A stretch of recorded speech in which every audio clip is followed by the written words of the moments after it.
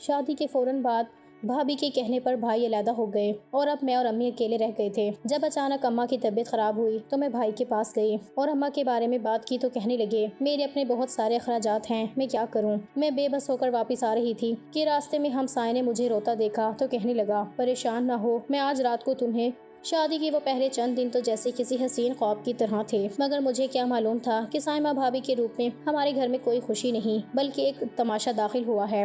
بھائی کی love marriage تھی، وہ سائمہ کے عشق میں اس قدر اندھے تھے کہ انہیں اپنی بوڑھی ماں کی ممتا اور میری معصومیت نظر آنا بند ہو گئی تھی۔ ابھی شادی کو ہفتہ ہی ہوا تھا کہ گھر کے نقشے بدلنے لگے تھے۔ ایک دن دوپہر کا وقت تھا، میں اور اماں باورچی خانے میں کھانا بنانے کی تیاری کر رہے تھے کہ سائمہ بھابھی پیر پٹکتے ہوئے اندر آئیں اور جھٹکے سے میرے ہاتھ سے پیاز چھین لیا اور کہنے لگی کہ آج سے اس کچن میں میری مرضی چلے گی، تم دونوں کو یہاں گھسنے کی ضرورت نہیں ہے، جو میں بنا کر دوں گی وہی تم لوگوں کو کھانا ہوگا۔ اماں نے حیرت سے ان کی طرف دیکھا اور دھیمے لہجے میں کہا کہ بیٹا عائزہ تو تمہاری چھوٹی بہن ہے، یہ تو تمہارا ہاتھ بٹائے گی۔ مگر بھابھی نے زور سے ہنڈیا کا چمچ زمین پر پٹکا اور چلانے لگی کہ کوئی بہن وہن نہیں ہے میری، یہاں میں اس گھر کی ملکہ بن کر آئی ہوں اور یہ نوکرانیوں والی باتیں میرے سامنے نہ کریں۔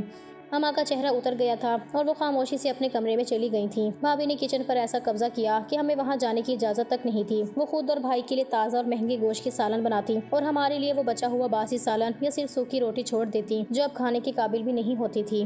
ایک شام بھائی ابھی دفتر سے واپس نہیں آئے تھے، بھابھی کمرے میں ٹی وی دیکھ رہی تھیں اور میں اور اماں بھوک سے نڈھال تھے۔ میں ہمت کر کے کچن میں گئی کہ شاید کوئی انڈا ہی بنا لوں تاکہ اماں کچھ کھا لیں۔ ابھی میں نے چولہا جلایا ہی تھا کہ بھابھی چیل کی طرح مجھ پر جھپٹی اور میرا بازو مروڑ کر مجھے چولہے سے دور دھکیل دیا اور کہنے لگی کہ تمہاری ہمت کیسے ہوئی میری اجازت کے بغیر یہاں آنے کی؟ سو بھابھی تم نے بہت زیادہ کھانا کھا لیا تھا، اب رات تک تمہیں کچھ نہیں ملے گا، جاؤ یہاں سے ورنہ میں راشد کو بتا دوں گی کہ تم میری غیر موجودگی میں چوری چھپے چیزیں کھاتی ہو۔ میری آنکھوں میں آنسو آ گئے تھے۔ میں نے کہا بھابھی اماں بیمار ہیں، انہیں دوائی لینی ہے، کچھ تو کھانے کو دیں، مگر انہوں نے ایک نہ سنی اور کچن کا دروازہ باہر سے لاک کر دیا۔ جب رات کو بھائی گھر آئے تو میں نے ہمت جمع کی اور ان کے پاس گئی۔ بھائی صوفے پر بیٹھے سائمہ بھابھی کے پاؤں دبا رہے تھے۔ میں نے روتے ہوئے کہا کہ بھائی دیکھیں بھابھی ہمیں کچن میں نہیں جانے دیتی اور آج ہم نے دوپہر سے کچھ نہیں کھایا۔ بھائی نے غصے سے میری طرف دیکھا۔ اس سے پہلے کہ وہ کچھ بولتے سائمہ بھابھی نے رونا شروع کر دیا اور کہنے لگی کہ دیکھو راشد، تمہاری بہن مجھ پر کتنا بڑا الزام لگا رہی ہے، میں تو تب دوپہر میں ان کے لیے کھانا بناتی ہوں اور یہ الٹا مجھے ہی برا بھلا کہتی ہیں۔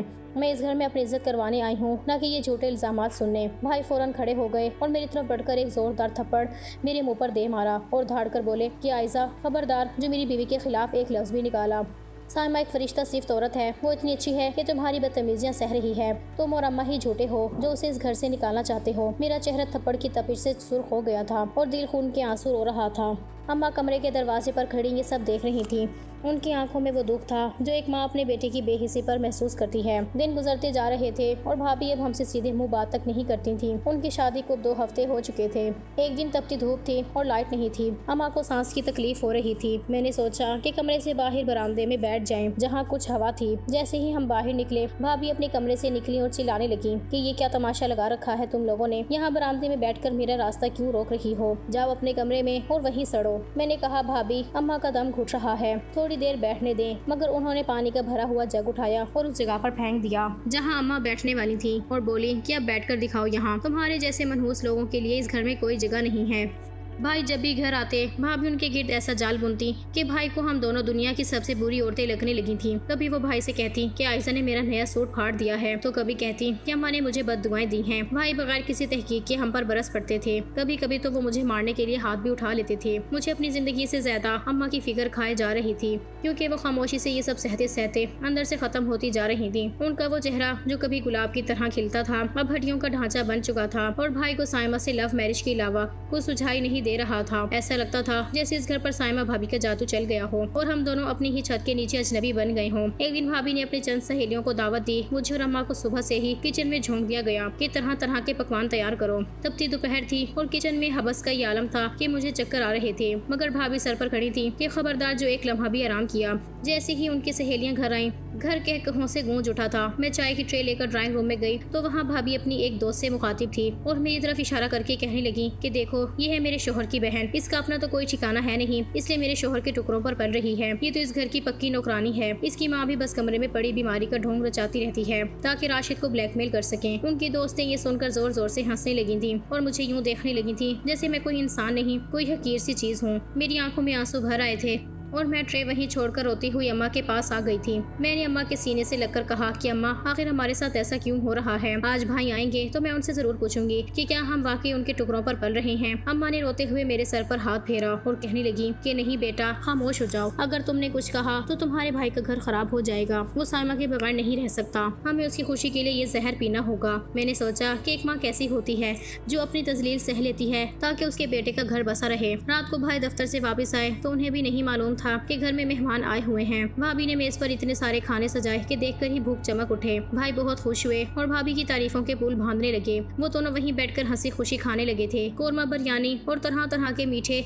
मेज पर मौजूद थे, मगर भाई को एक बार भी ये ख्याल नहीं आया था कि उसकी बूढ़ी माँ और जवान बहन ने दोपहर से एक लुकमा भी नहीं खाया था। वो दोनों मजे से बातें कर रहे थे। मैं और अम्मा अपने अंधेरे कमरे में बैठकर उनके कहकहों की आवाजें सुन रहे थे। मेरा दिल चाह रहा था कि बाहर जाकर भाई का हाथ पकड़कर पूछूं कि भाई, क्या आपको अम्मा के सूखे हुए होंठ नजर नहीं आ रहे? क्या साइमा भाभी की मोहब्बत ने आपकी आंखों पर ऐसी पट्टी बांध दी है? क्या आपको अपना खून ही पराया लगने लगा है? मगर अम्मा का वो लरसता हुआ हाथ मुझे रोक देता था जो मेरी कलाई पर बड़ी मजबूती से जमा हुआ था। वो मुझे खामोश रहने का इशारा कर रही थी। अगली सुबह भी सूरज भी पूरी तरह नहीं निकला था कि भाभी मेरे कमरे में आ धमकी। वो जोर से दरवाजा पीटकर मुझे नींद से जगा दिया। मैं हड़बड़ाकर उठी तो वो गुस्से से चिल्लाते हुए बोली कि जाकर किचन देखो, सारे बर्तन वैसे के वैसे गंदे पड़े हैं। रात को मेहमानों के बाद मैं इतनी थक गई थी कि मुझसे तो एक चम्मच भी नहीं धोया गया। अब जाओ और वो सारे ढेरों बर्तन अभी के अभी साफ करो, और हाँ, नाश्ता भी जल्दी तैयार करना। मैंने अपनी दुखती हुई कमर पर हाथ रखा और किचन की तरफ चल दी, जहाँ रात के गंदे बर्तनों का ढेर मेरा मुंतजिर था।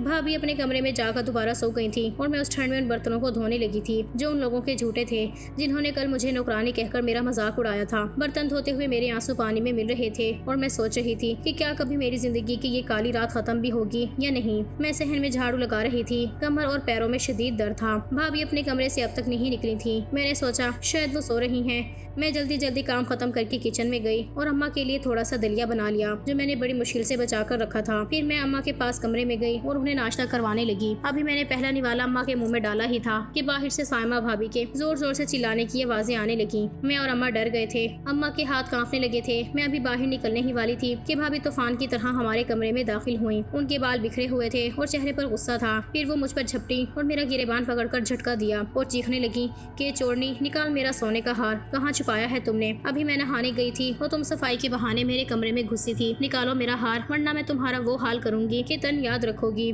मैं हक्का बक्का रह गई थी। मेरी जुबान कंग हो गई थी। मैंने कांपते लहजे में कहा कि भाभी, खुदा का वास्ता है, ये आप क्या कह रही हैं? मैं तो आपके कमरे की तरफ गई ही नहीं। मैं तो सहन में थी।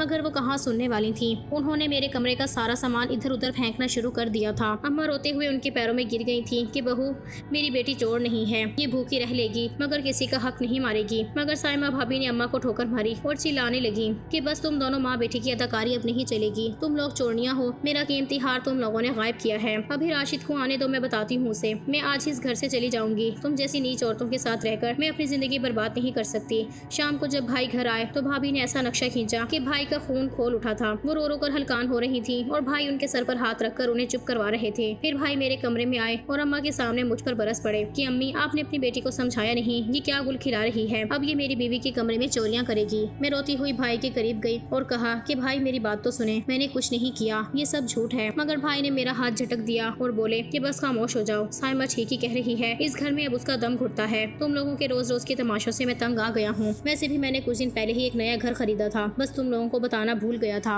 अब अच्छा ही हुआ जो ये सब हो गया। अब मैं और साइमा वहीं शिफ्ट होंगे। मुझे ये सुनकर ऐसा धचका लगा कि पांव तले जमीन निकल गई। भाई ने नया घर खरीद भी लिया था और हमें कानो कान खबर नहीं हुई थी। मैं समझ गई कि ये सब इस नागिन का बिछाया हुआ जाल था। उस रात मुझे नींद नहीं आ रही थी। मैं पानी पीने के लिए किचन की तरफ जा रही थी कि भाभी के कमरे से उनके हंसने की आवाज आई। मैं दरवाजे के पास रुक गई थी। वो फोन पर किसी से कह रही थी कि हाँ, मैंने अपना हार खुद ही छुपा दिया था और इल्जाम उस आयजा पर लगा दिया। राशिद तो 1 मिनट में मान गया था। बस सब कल ही हम यहाँ से निकल रहे हैं। सामान की पैकिंग हो गई है। अब ये दोनों माँ बेटी यहाँ सड़ती रहेंगी। मुझे बहुत दुख हुआ कि काश मैं ये बात भाई को बता सकती, मगर मैं जानती थी कि भाई अब मेरी एक बात भी सच नहीं मानेंगे। अगली सुबह होते ही ट्रक आ गया और भाभी के जहेज का एक एक सामान वहाँ से लदा जाने लगा था। उनके दोनों कमरे जो कभी सामान से भरे थे अब बिल्कुल खाली और वीरान हो गए थे। अम्मा दरवाजे की ओट में खड़ी भाई को हसरत भरी निगाहों से देख रही थी। जब भाई घर से निकलने लगे तो अम्मा ने हिम्मत करके उनका रास्ता रोका और रोते हुए बोली कि बेटा, मेरी बात सुनो, अपनी जवान बहन को मेरे साथ इस तरह अकेला मत छोड़ के जाओ। मैं बूढ़ी हूँ, कल को मुझे कुछ हो गया तो ये कहाँ जाएगी? इसकी शादी की फिक्र कौन करेगा? राशिद, खुदा के लिए अपना घर मत उजाड़ो, हमें तुम्हारी जरूरत है। मगर भाई के माथे पर एक शिकन तक नहीं आई थी। उन्होंने अम्मा का हाथ अपने कंधे से हटाया और सख्त लहजे में कहा कि अम्मी, अब मैं आप लोगों के साथ नहीं रह सकता, मुझे अपनी जिंदगी जीनी है। आप लोग खुद ही अपने हालात देखें। साइमा मेरा इंतजार कर रही है। ये कहकर वो मुड़े और गाड़ी में जा बैठे। मेरा दिल चीख रहा था कि भाई एक बार मुड़कर तो देख लें अपनी उस बहन को जिसे आपने कभी फूलों की तरह पाला था। मगर आज वो भाई किसी और की खातिर हमें जीते जी दफना कर जा रहा था। घर में अब सिर्फ सन्नाटा था और अम्मा की सिसकियां जो दीवारों से टकराकर वापस आ रही थी। भाई के जाने के बाद घर की दीवारें जैसे हमें निगलने को दौड़ती थी। पहले तो हमें लगा कि शायद गुस्सा ठंडा होने पर वो वापस आ जाएंगे, मगर दिन हफ्तों में बदल गए और किचन का राशन खत्म हो गया था। एक सुबह मैंने देखा कि आटे का डब्बा बिल्कुल खाली था और अम्मा भूख की वजह से निढाल हो रही थी। मैंने कांपते हाथों से भाई का नंबर मिलाया। पहली बार घंटी जाती रही मगर उन्होंने फोन नहीं उठाया। दूसरी बार मिलाया तो फोन काट दिया गया था। मैंने हिम्मत जमा की और मैसेज किया कि भाई घर में आटा नहीं है, अम्मा भूखी हैं, कुछ तो कर दें। थोड़ी देर बाद भाई का जवाब आया कि अब अपनी फिक्र खुद करो, मैंने तुम लोगों का ठेका नहीं ले रखा, मुझे बार बार फोन करके मेरी जिंदगी खराब ना करो। ये पढ़कर मेरे हाथ से फोन गिर गया था और मैं वहीं सहन में बैठकर ज़ारो कतार रोने लगी थी। जब भूख बर्दाश्त से बाहर हुई तो मैंने सोचा कि पड़ोस वाली आंटी से कुछ उधार मांग लूं। वो अम्मा की पुरानी मिलने वाली थी। मैंने दुपट्टा सर पर जमाया और उनके घर का दरवाजा खटखटाने लगी। आंटी ने दरवाजा खोला तो मुझे देखकर उनके चेहरे पर अजीब सी कैफियत तारी हो गई थी। मैंने नजरें झुकाकर कहा कि आंटी, अगर थोड़ा सा आटा उधार मिल जाता, भाई अभी घर पर नहीं है, जैसे ही पैसे आएंगे मैं लौटा दूंगी। आंटी ने मुझे ऊपर से नीचे तक देखा और तनसियां हंसी हंसकर बोली कि आयजा, तुम्हारा भाई तो अपनी बीवी के साथ रंग रलियां मना रहा है और तुम यहाँ उधार मांगने आ गई हो। पिछली बार भी तुम्हारी माँ ने चीनी ली थी जो आज तक वापस नहीं आई। जाओ यहाँ से, हम कोई लंगर खाना थोड़ी खोल कर बैठे हैं। उन्होंने मेरे मुंह पर दरवाजा बंद कर दिया था और मैं खाली हाथ तपती धूप में वहीं खड़ी रह गई थी। वापसी पर मैं मोहल्ले के करियाना स्टोर पर रुक गई थी जहाँ से हम बरसों से सौदा सरफ लेते थे। मैंने दुकानदार से कहा कि चचा थोड़ी दाल और चावल दे दे, भाई अगले महीने दे देंगे। दुकानदार ने रजिस्टर खोला और गुस्से से बोला कि तुम्हारे भाई पर पहले ही 5,000 उधार है, वो तो अब इस मोहल्ले में आता भी नहीं है, तुम कहाँ से दोगी? मुझे पता चला है कि तुम्हारे भाई ने तुम्हें छोड़ दिया है। अब तुम जैसी बेसहारा औरतों को उधार देना या इन्हें अपने पैसे डबोना है। जाओ बेटी, यहाँ खड़ी होकर मेरा गाह खराब ना करो। मैं वहाँ से नीची नजरें किए तेज कदमों से घर की तरफ भाग गई थी। मुझे ऐसा लग रहा था जैसे सबकी नजरें मुझ पर तीर बनकर चुभ रही हों। हर कोई हमारे दुख का तमाशा देख रहा था। घर पहुंची तो देखा कि अम्मा सहन में गिरी पड़ी थी। उनका चेहरा जर्द पड़ चुका था और वो बेहोश थी। मैं पागलों की तरह उनसे लिपट गई थी और चीखने लगी थी कि अम्मा आंखें खोलें। मैंने दोबारा भाई को कॉल की। इस बार भाई ने फोन उठाया था मगर जैसे ही मेरी आवाज सुनी वो चिल्लाने लगा कि आयजा, मैंने कहा था ना मुझे फोन मत करना, साइमा को तुम्हारा फोन करना अच्छा नहीं लगता। मैंने रोते हुए कहा, भाई अम्मा बेहोश हो गई हैं, खुदा के लिए आ जाएं, हमें अस्पताल जाना है। मगर दूसरी तरफ से भाभी की आवाज आई कि राशिद फोन काटो, ये सब इसका ड्रामा है, इसे कहो कि हमारे पास अब 1 रुपया नहीं है। भाई ने कड़ाक से फोन बंद कर दिया था और मैं उस खामोश फोन को देखती रह गई थी। मेरा भाई मर चुका था। वो राशिद जो कभी मेरी जरा सी तकलीफ पर तड़प उठता था, आज अपनी सगी माँ की बीमारी की खबर सुनकर भी टस से मस नहीं हुआ था। मैंने हिम्मत न हारी और गली में निकल आई। फिर मैंने एक रक्शे वाले को रोका और उसके पैर पकड़ लिए कि भाई मेरी माँ मर रही है, हमें अस्पताल ले जाओ। मेरे पास अभी पैसे नहीं हैं मगर मैं कहीं से भी लाकर दे दूंगी। रक्शे वाले ने तरस खाकर हमें अस्पताल पहुंचा दिया था मगर वहाँ का मंजर तो और भी दर्दनाक था। डॉक्टर ने देखते ही कहा कि इन्हें दाखिल करना होगा, पहले 5,000 जमा करवाएं। मैं वहाँ मौजूद हर इंसान के सामने हाथ फैलाने लगी थी। किसी ने 10 रुपए दिए तो किसी ने 20, मगर 5,000 का हिस्सा बहुत दूर था। मैं अस्पताल के ठंडे फर्श पर बैठकर अपनी किस्मत को रो रही थी और अम्मा अंदर जिंदगी और मौत की जंग लड़ रही थी और मैं उनकी बेटी 1-1 रुपए के लिए लोगों की ठोकरें खा रही थी। मुझे अपनी जवानी और अपनी जिंदगी बोझ लगने लगी थी। ऐसा लग रहा था जैसे अल्लाह ने हमें दुनिया में सिर्फ दुख सहने के लिए भेजा हो। मेरी सिसकियां अस्पताल की राहदारियों में गूंज रही थीं, मगर कोई मसीहा नजर नहीं आ रहा था। हर तरफ बेहिसी की दीवारें थीं। मुझे लग रहा था जैसे वक्त थम गया है। वार्ड के अंदर से अम्मा के कराहने की आवाजें जब जब मेरे कानों में पड़ती थी, मेरा जी चाहता था कि अपना सर दीवार से टकरा दूं। मेल नर्स बार बार आकर मुझसे पूछता था कि पैसों का बंदोबस्त हुआ या नहीं और मैं हर बार नजरें झुकाकर खामोश हो जाती थी। भूख के मारे मेरे पेट में जैसी आग लगी हुई थी। अस्पताल की राहदारी में दूर एक बेंच पर एक फैमिली बैठी गरम गरम बिरयानी खा रही थी। उसकी खुशबू ने मेरे सब्र का पैमाना लबरेज कर दिया था।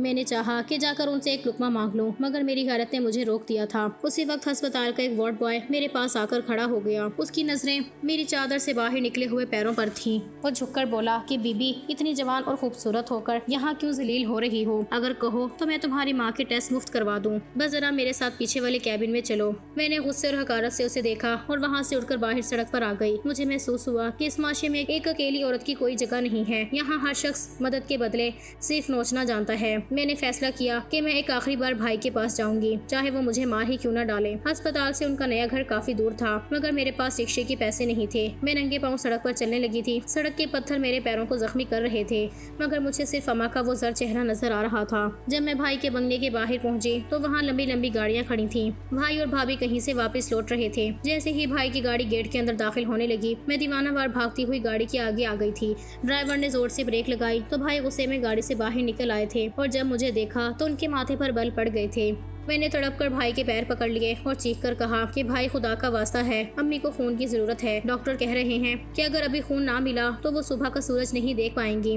بھائی ایک بار خون دے دیں یا کچھ پیسے دے دیں، میں زندگی بھر آپ کی غلامی کروں گی۔ بھائی نے ابھی کچھ بولنا ہی چاہا تھا کہ دوسری طرف سے سائمہ بھابھی اتری۔ ان کے بدن پر ہزاروں کا جوڑا تھا اور وہ خوشبوؤں میں بسی ہوئی تھی۔ وہ ہنس کر بولی کہ راشد دیکھو، اس چورنی کا ڈرامہ ابھی ختم نہیں ہوا، خون تو تم لوگوں کا پہلے ہی سفید ہو چکا ہے۔ اب کیا یہاں سڑک پر تماشا لگا کر ہماری عزت نیلام کرنی ہے؟ اور پھر میری طرف دیکھ کر بولی کہ جاؤ یہاں سے کہیں اور جا کر اپنا منہ کالا کرو اور وہاں سے پیسے کماؤ، ہمارے پاس تمہاری ماں کے لیے کوئی فالتو پیسہ نہیں ہے۔ بھائی نے مجھے بازو سے پکڑ کر زور سے سڑک کی دوسری طرف دھکا دے دیا تھا اور پھر بولے کہ عائشہ، آج کے بعد یہاں نظر نہ آنا ورنہ میں پولیس کو بلا لوں گا۔ بنگلے کا بھاری گیٹ میرے منہ پر بند ہو گیا تھا اور میں اس سڑک پر تنہا رہ گئی تھی۔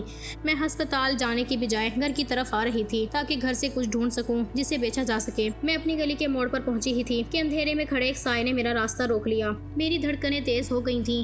میں نے ڈرتے ڈرتے نظر اٹھائی تو وہ ہمارا ہمسایہ حماد تھا، جو اپنی مہنگی گاڑی کے پاس کھڑا سگریٹ پی رہا تھا۔ اس کی نظریں میری بدحالی کا جائزہ لے رہی تھیں۔ اس نے سگریٹ کا دھواں میری طرف اچھالا اور مجھے روتا ہوا دیکھ کر مسکراہٹ کے ساتھ بولا کہ پریشان نہ ہو، میں رات میں تمہاری مدد کو آؤں گا۔ مجھے عجیب لگ رہا تھا، میں نے کوئی جواب نہیں دیا اور نیچی نظریں کیے اس کے پاس سے گزرنے لگی تو اس نے میرا راستہ روک لیا اور دھیمے لہجے میں کہنے لگا، پریشان نہ ہو عائزہ، میں جانتا ہوں تمہاری ماں مر رہی ہے اور تمہیں پیسوں کی سخت ضرورت ہے۔ میں آج رات تمہارے گھر آؤں گا اور تمہیں وہ سب دے دوں گا جس کی تمہیں ضرورت ہے، بس تمہیں میرا ایک چھوٹا سا کام کرنا ہوگا اور میری ایک بات ماننی ہوگی۔ میں اس کی بات کا مطلب سمجھ کر کانپ اٹھی تھی۔ میری آنکھوں میں خوف اتر آیا تھا۔ میں نے اس کی طرف دیکھا تو اس کی آنکھوں میں ہوس کی وہ چمک تھی جو کسی بھوکے بھیڑیے کی ہوتی ہے۔ میں خاموشی سے وہاں سے بھاگی اور اپنے گھر کا دروازہ اندر سے بند کر لیا، مگر اس کے وہ جملے میرے کانوں میں ہتھوڑوں کی طرح بج رہے تھے۔ میں نے سارے گھر کی تلاشی لے لی تھی مگر وہاں بیچنے کے لیے کچھ نہیں تھا۔ گھر کے اندر وہی ہو کا عالم تھا اور باہر وہ بھیڑیا میری مجبوری کا فائدہ اٹھانے کے لیے رات کی سائے گہرے ہونے کا انتظار کر رہا تھا۔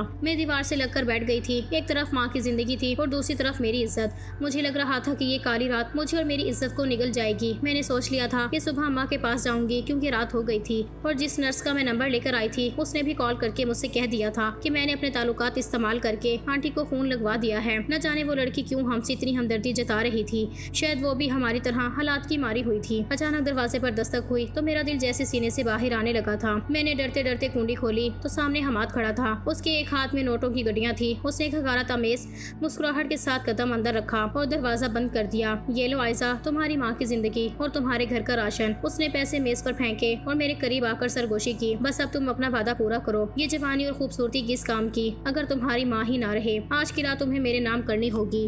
اس کی گھٹیا بات سن کر میرے تن بدن میں آگ لگ گئی تھی۔ مجھے اپنی غربت پر رونا آ گیا تھا مگر غیرت نے سر اٹھا لیا تھا۔ میں نے وہ نوٹوں کی گڈیاں اٹھائیں اور پوری قوت سے اس کے منہ پر دے ماری۔ نکل جاؤ میرے گھر سے، میری ماں تڑپ تڑپ کر جان دے دے گی مگر میں اپنی عزت کا سودا نہیں کروں گی۔ میں نے سمجھا تھا تم انسان ہو مگر تم تو جانور سے بھی بدتر نکلے ہو۔ میں نے اسے دھکے دے کر باہر نکالا اور دروازہ بند کر کے دھاڑے مار کر رونے لگی۔ اسی کرب کے عالم میں مجھے اچانک شہریار کا خیال آیا۔ وہ کالج کا وہ لڑکا تھا جس نے ہمیشہ مجھ سے عزت سے بات کی تھی اور مجھے بہت پسند بھی کرتا تھا، مگر میں نے اسے کبھی بھاؤ نہیں دیا تھا کیونکہ مجھے اپنی ماں اور بھائی کی عزت عزیز تھی۔ میں نے کانپتے ہاتھوں سے اس کا نمبر ملایا۔ دوسری طرف سے اس کی وہی مہربان آواز آئی تو میں نے روتے ہوئے اسے اپنی حالت بتائی تو وہ تڑپ اٹھا اور کہنے لگا، تم فکر نہ کرو عائزہ، میں ابھی آنا چاہتا ہوں مگر تم اکیلی ہو۔ میں صبح سویرے اپنی ماں کو ساتھ لے کر آؤں گا تاکہ تمہیں کوئی ڈر نہ لگے۔ اس کی اس بات نے میرے بجھتے ہوئے حوصلوں کو نئی امید دے دی تھی۔ اگلی صبح ابھی سورج کی پہلی کرن بھی نہیں نکلی تھی کہ باہر ایک بڑی سی گاڑی رکی۔ شہریار اپنی ماں کے ساتھ اندر داخل ہو گیا تھا۔ اس کی ماں نے مجھے گلے سے لگایا تو مجھے لگا جیسے برسوں بعد مجھے کوئی پناہ ملی ہے۔ پھر ان لوگوں نے مجھے اور اماں کو سنبھال لیا تھا۔ کچھ ہی دنوں میں اماں کی طبیعت سنبھل گئی تھی اور شہریار کی ماں نے میرا ہاتھ مانگ لیا تھا۔ میری شادی سادگی سے شہریار کے ساتھ طے پا گئی تھی۔ رخصتی سے چند دن پہلے اماں نے حسرت سے کہا، بیٹی بیٹی بھائی جیسا بھی ہے آخر بھائی ہے، اسے فون کرو کہ وہ آ کر اپنی بہن کو رخصت کرے۔